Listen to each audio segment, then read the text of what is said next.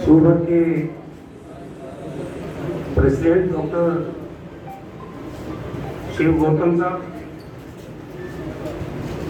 विप्र सेना के अध्यक्ष प्रमुख मेरे छोटे भाई सुनील तिवारी जी, हमारे रिटायर्ड आईपीएस ऑफिसर सम्मानीय GL Sharma ji, Mahesh ji Vyas ji, Om ji Sharma ji, doctor K Sharma जी, बाकी हमारे शर्मा जी,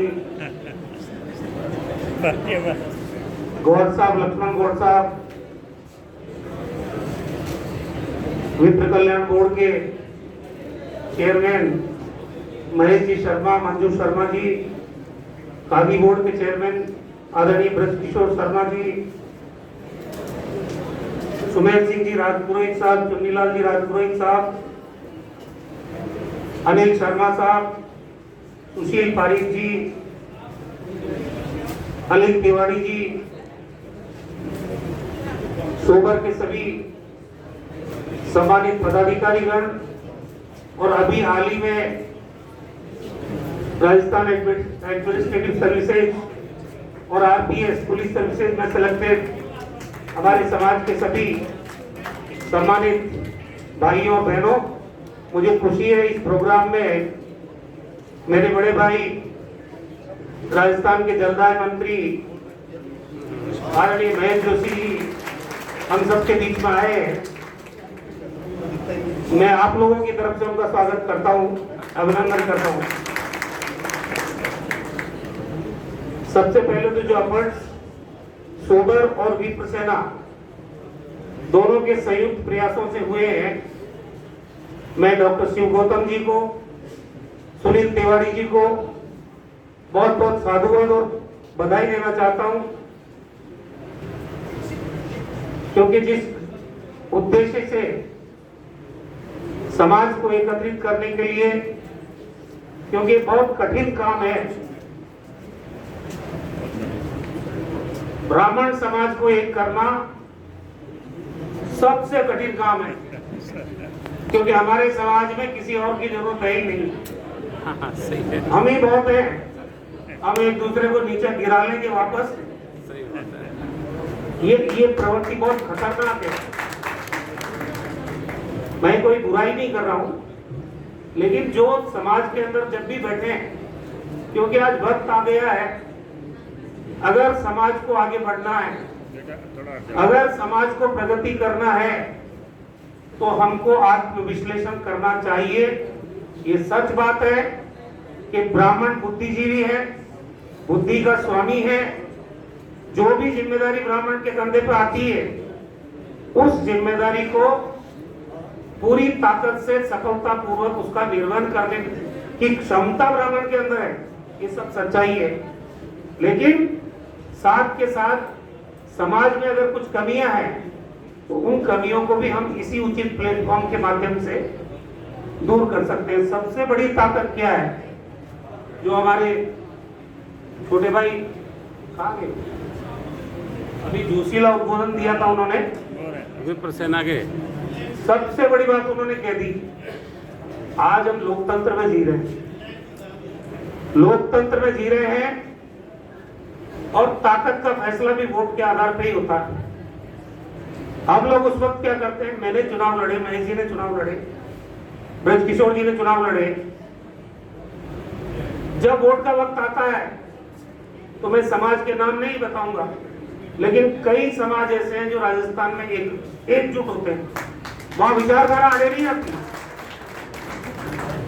वो चाहे कट्टर विचारधारा दूसरी हो, लेकिन अगर समाज का आदमी आ गया तो वो वोट देगा समाज के साथ। हमारे साथ त्रासदी क्या है कि एक तो हमारी संख्या बहुत ज्यादा नहीं है, सारे 200 विधानसभा क्षेत्रों का मेरे पास गणित है, मैं जानता हूं अच्छी तरह से।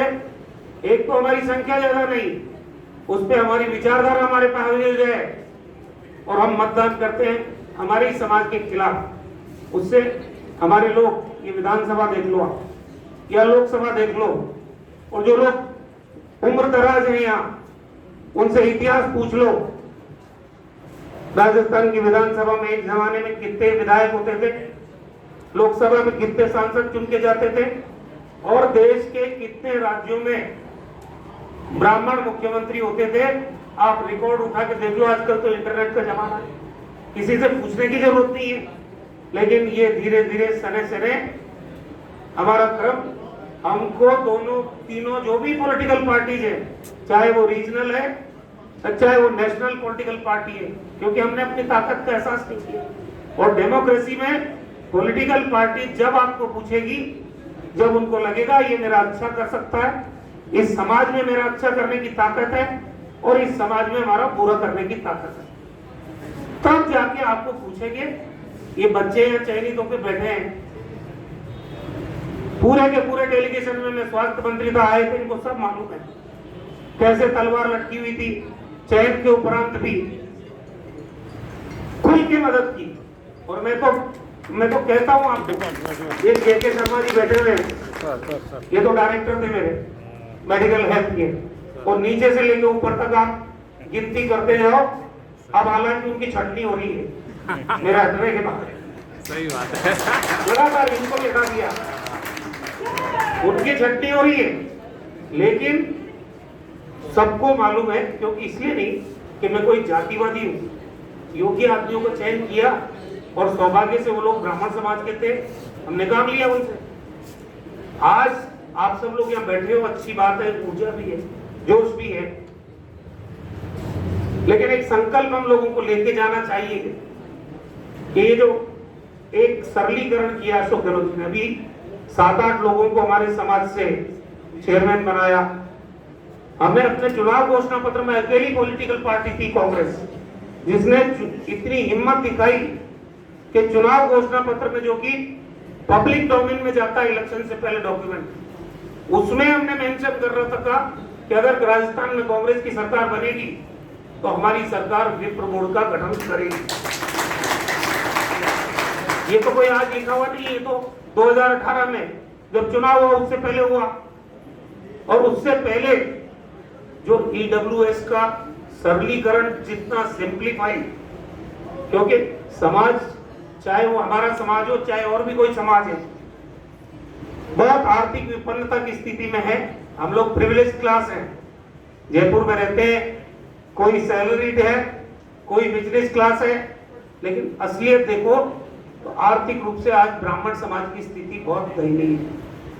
राजनीतिक रूप से हमारी स्थिति दयनीय है। व्यापारिक दृष्टिकोण से देख लो, देश का टोटल जो बिजनेस होता है, व्यापार होता है, उसमें आपका शेयर है कितना। फिर भी हम लोग एक दूसरे को नीचा दिखाने की बात करें, ये आत्मविश्लेषण करने की जरूरत है। क्या जरूरत है इस बात की?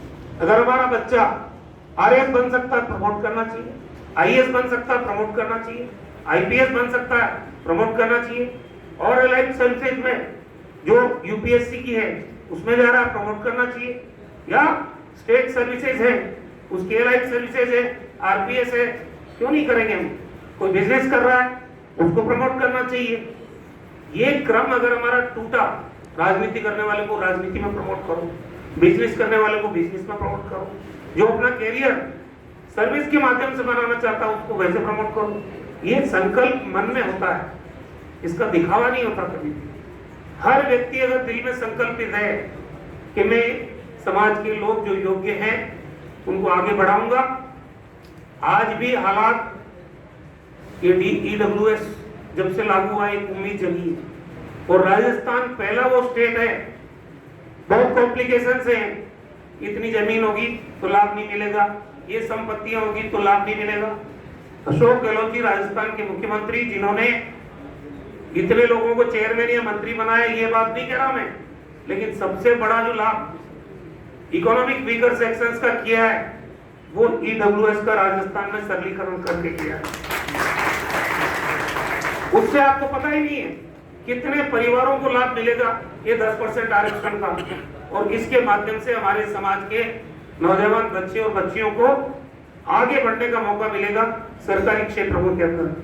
बहुत लंबी बात मैं नहीं करूंगा, महेश जी को भी बोलना है, मैं तो माफी चाहता हूं मुझे जाना था तो मैंने माफी मांगी डॉक्टर शिव गौतम जी से। लेकिन हम लोग अगर संकल्पित हैं और हम एक दूसरे को ताकत देने के लिए संकल्पित हैं तो हमारा समाज बुद्धिजीवी समाज है। हमारे समाज में वो क्षमता है जो किसी और में कम है, लेकिन ये बुद्धि हमारे लाभ में, हमारी उन्नति में, हमारी प्रगति में काम आए तो समाज को कोई आगे बढ़ने से नहीं रोक सकता।